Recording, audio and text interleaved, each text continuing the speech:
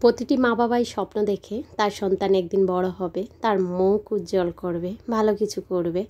সন্তানের কারণে বাবা মার কদর বাড়বে। মুখ ফুলিয়ে বুক ফুলিয়ে কোথায় বলতে পারবে এটা আমার সন্তান। এটা কিন্তু প্রত্যেকটা বাবা মারই চাওয়া পাওয়া। আসসালামু আলাইকুম, কেমন আছেন সবাই? আলহামদুলিল্লাহ। এমএন ব্লগ থেকে আমি নাসরিন রহমান বলছি।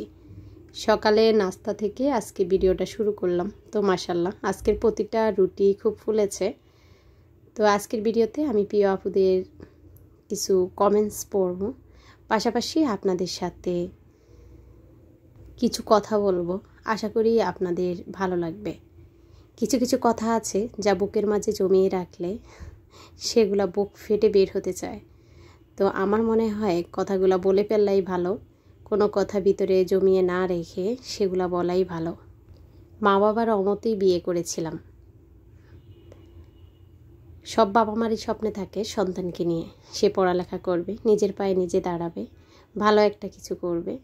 কিন্তু সেখানে যদি আমার কাউকে ভালো লাগে সেটা আমার কি করার বলেন? তো যাই হোক, নিজের মনকে অনেক বুঝিয়েছি, কখনো প্রেম করব না, তারপর কখনো কাউকে ভালোবাসবো না। কিন্তু মন কি সেই বাধা মানে? কিছুতেই আমার মন সেই বাধা মানে না। যতই মনকে বুঝিয়েছি এগুলা ভালো না, প্রেম করার দরকার নেই। তো যাই হোক, তারপরও সেই খপ্পরে পড়ে গেলাম আমি। এখানে ভিডিও সংক্রান্ত একটু কথা বলে নিচ্ছি।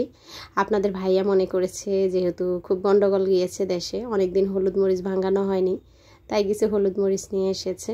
তা আমি বললাম যে আমরা যেহেতু গোটা হলুদ মরিচ কিনে ভাঙাই, সেটাই করা দরকার ছিল, এগুলো আনার কি দরকার ছিল? তো বলতেছে যে আমি মনে করেছি শেষ হয়ে গিয়েছে। দেখলাম কৌটাগুলো ময়লা হয়েছে, আর একদমই পানি ছাড়া কিভাবে আমি কৌটা পরিষ্কার করি সেটাও আপনাদেরকে একটু দেখিয়ে দিলাম।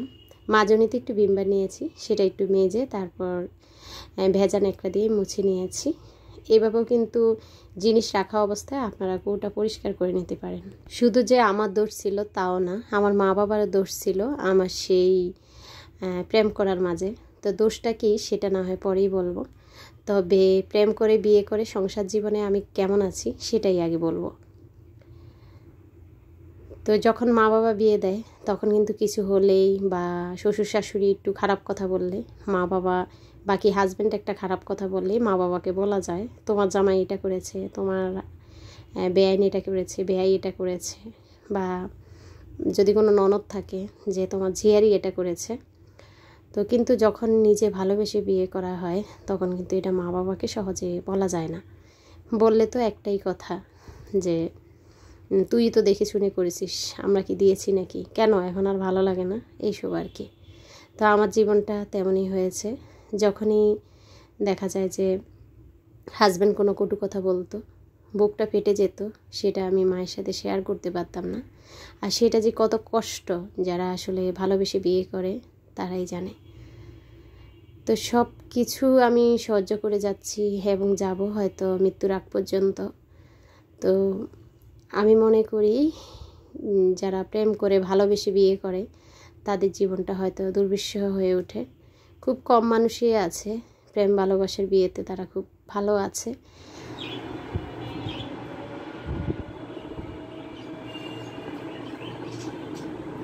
ডলি ফ্যামিলি আইডি থেকে আপু আমাকে বলেছে, আপু তুমি কথা না বলে তোমার পাখির একটু কিচিরমিচির আওয়াজ শুনিও।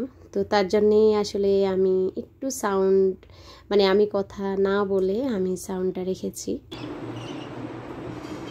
আশা করি আপু তুমি শুনতে পেয়েছো। আমার অনেক আপুর কমেন্টস জমা পড়ে আছে, ইনশাল্লাহ আমি পরবর্তী ভিডিওতে আপুদের কমেন্টসগুলোর জবাব দিব আর কি। তো এখানে ঝোল টোলের দাগ পড়েছে এই রান্নাটাতে। রান্নার যখন বিছাই খুব যত্ন করে রাখি, তারপরও বাচ্চাদের ঘর একটু একটু তো পড়েই। আর কালকে বৃষ্টি হয়েছে, তার কারণে দেখলাম লবণের দানিটা একদম কেমন জানি সাদা সাদা হয়ে আছে। তো ভাবছি এগুলো পরিষ্কার করে নিই। তো ওই যে বললাম, ইচ্ছা করলেও কাউকে কিছু বলা যায় না, নিজে নিজে হজম করতে হয়। আর সেটা যে কত কষ্ট সেটা কাউকে বোঝানো যাবে না। তো না সইতে পেরে আজকে কথাগুলো প্রকাশ করলাম। তবে সবচেয়ে মজার বিষয় হচ্ছে আমার মেয়েটা এখন বড় হয়েছে। তো ওদিন আপনাদের ভাইয়াকে আমি জিজ্ঞাসা করলাম যে মেয়ে তো বড় হয়েছে, এখন আর ছেলে টিচারের কাছে পড়তে দিব না। এটা শুনে আপনাদের ভাইয়া আমাকে বলতেছে যে ছেলে টিচারের কাছে দিলে সমস্যাটা কি।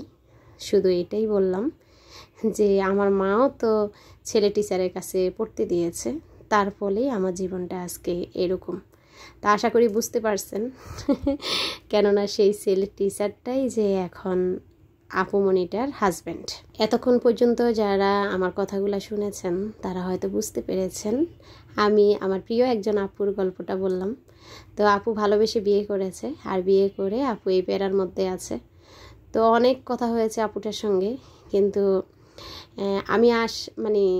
আমি ঠিক করেছি যে গল্পগুলা আমাকে খুব নাড়া দিয়েছে, যে কাহিনীগুলা আমার আশেপাশে ঘটেছে সেই গল্পগুলো আমি মাঝে মাঝে আপনাদের সঙ্গে করব।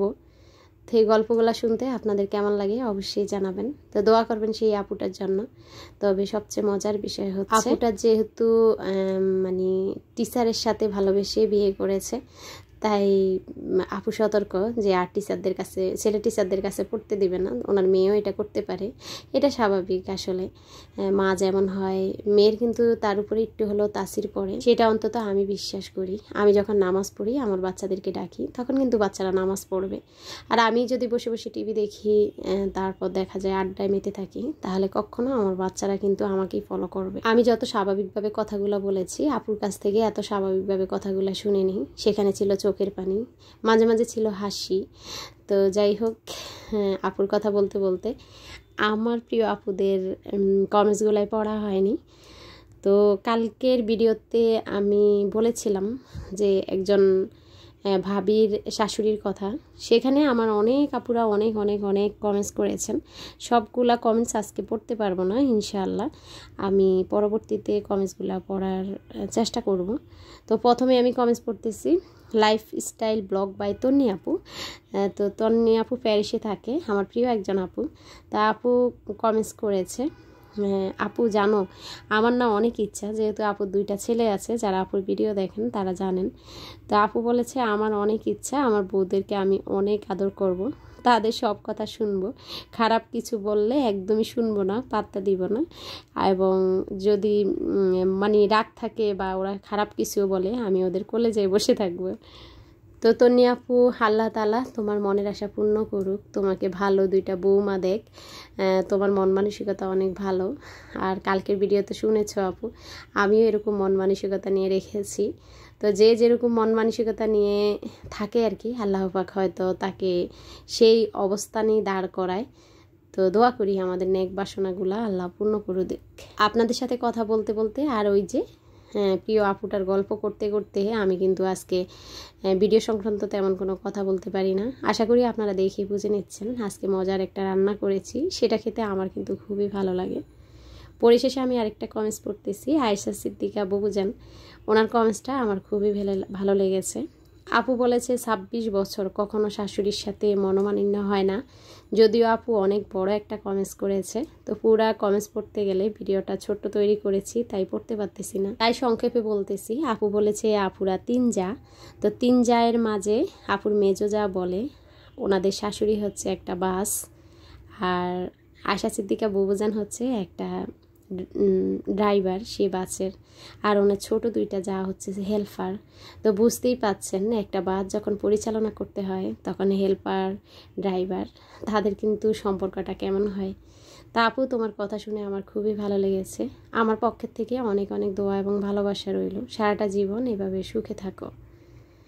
তো দেখেন আমার ভিডিওটা শেষ হয়ে আসছে, সবাই ভালো থাকবেন, সুখে থাকবেন, আল্লাহ হাফিজ, আসসালামু আলাইকুম।